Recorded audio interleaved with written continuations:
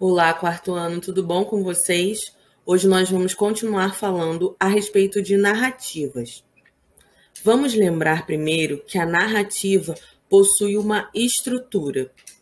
Vocês começaram a escrever narrativas na nossa última aula a partir de notícias de jornais, lembra?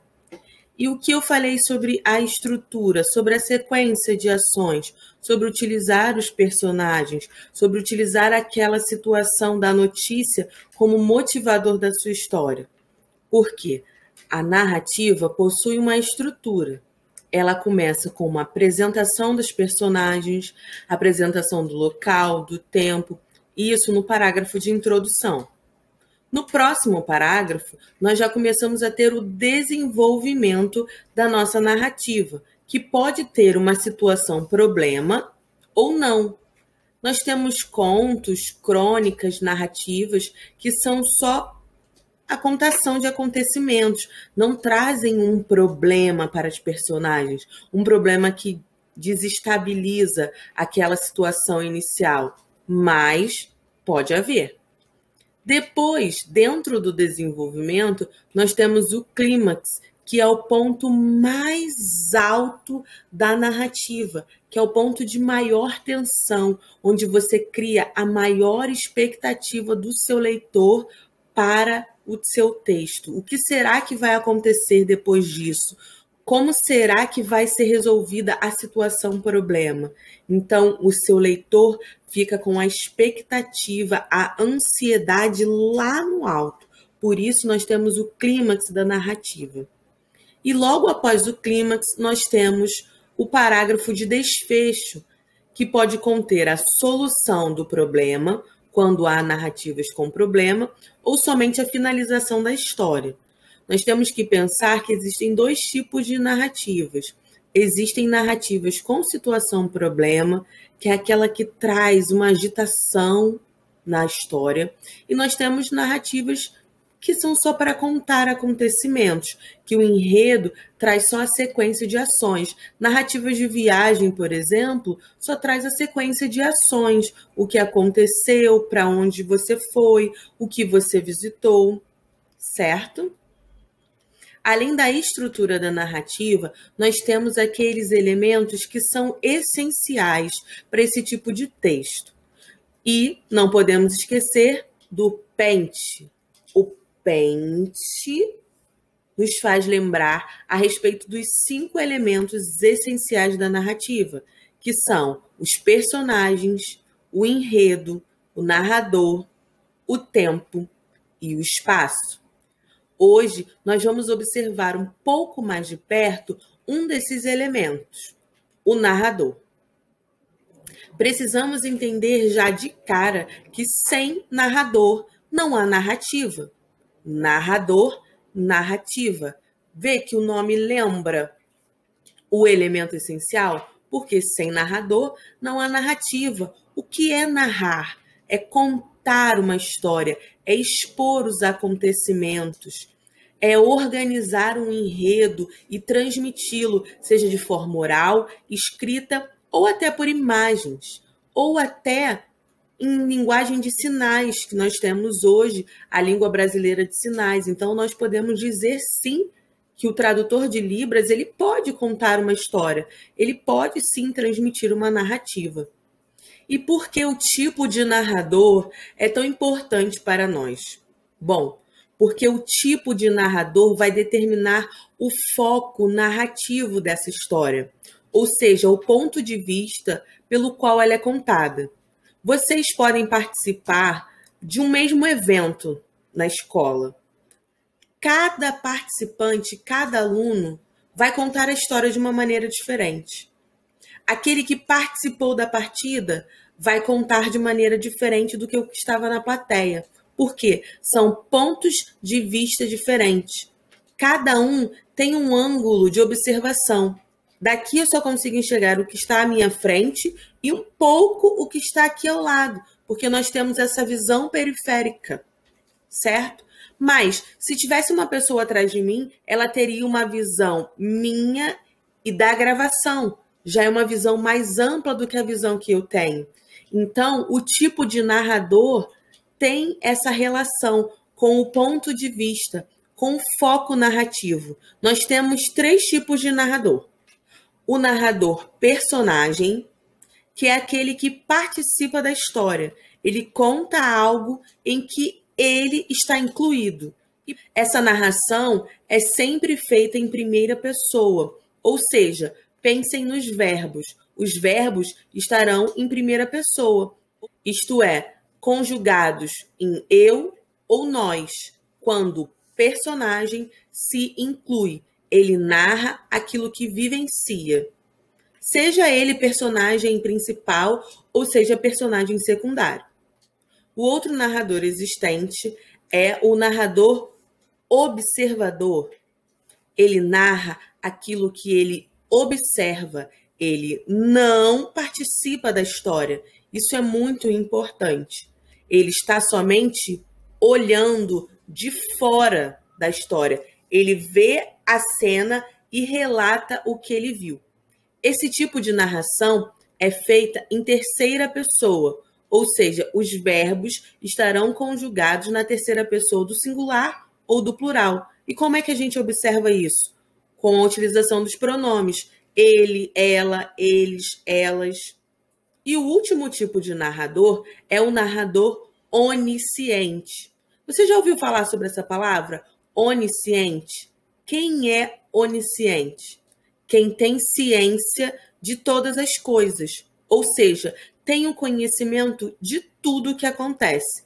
Ele sabe o presente, o futuro e o passado da história, ele sabe os pensamentos, os sentimentos dos personagens, ele sabe o que irá acontecer, ele, em determinado momento, talvez até manipule o olhar do leitor para aquela história, e geralmente ele narra em terceira pessoa, mas esse tipo de personagem ele é encontrado em narrativas um pouco mais complexas e pode até brincar um pouco com a voz que está sendo utilizada e alternar entre terceira e primeira pessoa na hora da contação da sua história.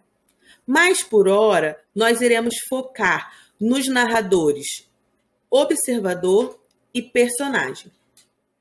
Vamos começar pelo narrador observador. Eu separei um trecho de um desenho animado para que vocês observem comigo. Vamos assistir. Uma vez um médico visitou os gatos para dar-lhes uma injeção muito importante e útil. A epidemia de gripe dos gatos estava chegando e só poderia ser interrompida com injeções.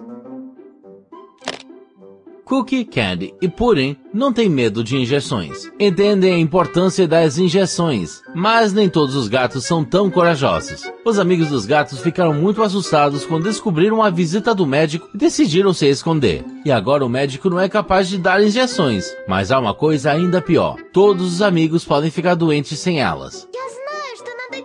Cookie, Candy e Pudding fizeram o plano de como ajudar o médico e seus amigos. Eles decidiram ligar para outros gatos e convidá-los a vir e brincar com o médico. Quando os gatos entendem que o remédio não pode ser assustador, mas até engraçado, o médico pode vir e dar injeções úteis. O médico gostou muito dessa ideia e decidiu ajudar Cookie, Candy e Pudding. O médico trouxe várias ferramentas médicas e coisas interessantes do hospital para tornar o jogo ainda mais interessante. Os gatos estavam animados com essa ideia. Hurra! Miu, miu, miu, miu. Vocês conseguem perceber que na cena há 4 personagens, 3 gatinhos crianças e o médico gatinho. Esse é um desenho de gatos. Então todos os personagens são gatos. Mas quem está contando a história? É algum daqueles personagens? Não. Quem está contando a história é uma voz de fora da cena. Ela está observando a cena, sabe o que aconteceu na cena antes do que foi passado nessa cena especificamente, porque esse é um desenho que tem uma sequência, ele tem um enredo. Então, ali ele está dizendo que o médico foi atender aqueles gatinhos e aqueles gatinhos não tinham medo de injeção, mas os seus amigos tinham. Então, os gatinhos tiveram uma ideia para ajudar o médico. Então, percebe que ele utiliza a terceira pessoa? Ele se refere os gatos, o médico. Ele não diz, nós tivemos uma ideia. Então, não é um dos personagens que está contando a história. Vamos observar isso agora numa história escrita. Eu separei um conto para vocês de Carlos Drummond de Andrade, que se chama Abotoaduras. Vamos observar? O maior fabricante de abotoaduras de punho fechou a indústria depois de convencer-se de que é infinitamente reduzido o número de camisas de manga comprida à disposição da humanidade. E mais, que os exemplares deste gênero ainda existentes são providos de botões, dispensando abotoaduras. Trabalhei a vida inteira no setor, lastimava-se, e almejava legar a meus filhos a tradição das abotoaduras de punho, como requinte terminal de uma camisa digna desse nome. Os fatos ergueram-se contra mim.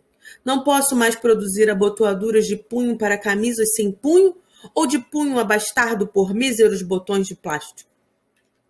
Concluiu que é o fim da civilização e ia enforcar-se numa camisa esporte estampada, quando esta, movida por vento súbito, saiu pelos ares qual bandeira solta, e era tão bonito o esvoaçar do pano bigarreado, tão graciosas as evoluções, que o homem resolveu desistir da morte e aplicar sua fortuna em uma indústria colossal de camisas de manga curta. Então, aqui nós temos um conto, que é uma narrativa curta, de Carlos Drummond de Andrade, sobre abotoaduras, que antigamente se utilizava muito para fechar as camisas sociais de manga comprida. Mas vamos observar um pouco melhor o narrador dessa história. Ele inicia dizendo: o maior fabricante de abotoaduras de punho fechou. Então, aqui, ele já está dizendo a história sobre alguém, o maior fabricante de abotoaduras de punho, que nós poderíamos substituir por ele. Ele fechou a indústria. Então, aqui já é o primeiro indício de que essa é uma narração feita em terceira pessoa. O foco narrativo dele é de terceira pessoa. Ah, mas e o segundo parágrafo, você pode dizer? O segundo parágrafo é a inserção do discurso direto desse homem. Podemos observar que há a utilização de travessão no início do segundo parágrafo. Trabalhei a vida inteira no setor. O narrador ali está inserindo a fala da personagem. Ele conta a história sobre alguém e inseriu a fala da personagem. Lastimava-se. Ele se lastimava. Esse lastimava-se já é uma inserção do narrador. Você pode observar que está entre travessões. E aí temos um próximo travessão que indica que o personagem irá falar novamente. E aí temos toda a fala do personagem ocupando o segundo parágrafo. Para confirmar, no terceiro parágrafo, ele inicia da seguinte forma: concluiu que é o fim da civilização e ia enforcar-se. Quem concluiu? O narrador? Não. O personagem sobre quem ele está contando a história. Ele concluiu, o homem concluiu, o maior fabricante de abotoaduras concluiu que é o fim da civilização. Então, nós podemos observar, através dos verbos e dos pronomes, as pistas que nos são dadas a respeito do foco narrativo. Nesse texto, nós temos um foco narrativo em terceira pessoa, um narrador, portanto, observador. Agora, vamos acompanhar como é uma história narrada em primeira pessoa, quando o narrador é personagem. Eu separei para vocês um texto de Clarice Lispector, Ainda Impossível. Vamos à leitura. Respondi que eu gostaria mesmo era de poder um dia, afinal, escrever uma história que começasse assim. Era uma vez. Para crianças? Perguntaram. Não, para adultos mesmo, respondi já distraída, ocupada em lembrar-me de minhas primeiras histórias aos 7 anos, todas começando com Era uma Vez. Eu as enviava para a página infantil das quintas-feiras no Jornal de Recife, e nenhuma, mas nenhuma mesmo, foi jamais publicada. E mesmo então, era fácil de ver por quê. Nenhuma contava propriamente uma história, com os fatos necessários a uma história. Eu lia todas as que eles publicavam e todas relatavam um acontecimento. Mas se eles eram teimosos, eu também. Desde então, porém, eu havia mudado tanto Quem sabe agora já estava pronta para o verdadeiro Era uma Vez. Perguntei-me em seguida: e por que não começo? Agora mesmo. E comecei. No entanto, ao ter escrito a primeira frase, vi imediatamente que ainda me era impossível. Eu havia escrito: era uma vez um pássaro, meu Deus. Aqui nós temos um texto da Clarice falando sobre escrever histórias, de título Ainda Impossível. E nós podemos observar já na primeira frase que é um texto de foco narrativo em primeira pessoa, porque o verbo que abre a escrita deste texto está conjugado em primeira pessoa do singular. Eu respondi. Não foi ele. Se fosse ele, seria ele respondeu, ela respondeu. Então, logo o primeiro verbo nos identifica que o narrador está contando algo sobre si. É um narrador personagem. O foco narrativo está em primeira pessoa. Vamos observar o finalzinho, o último parágrafo? Ela diz: e comecei. Eu comecei. Percebem que por todo o texto nós temos indicações de que ele está escrito em primeira pessoa. Nós temos pronomes me era impossível, eu lia todas as que eles publicavam. Então nós temos pronomes pessoais do caso reto, nós temos pronomes pessoais do caso oblíquo, todos estes indicando e apontando para a primeira pessoa.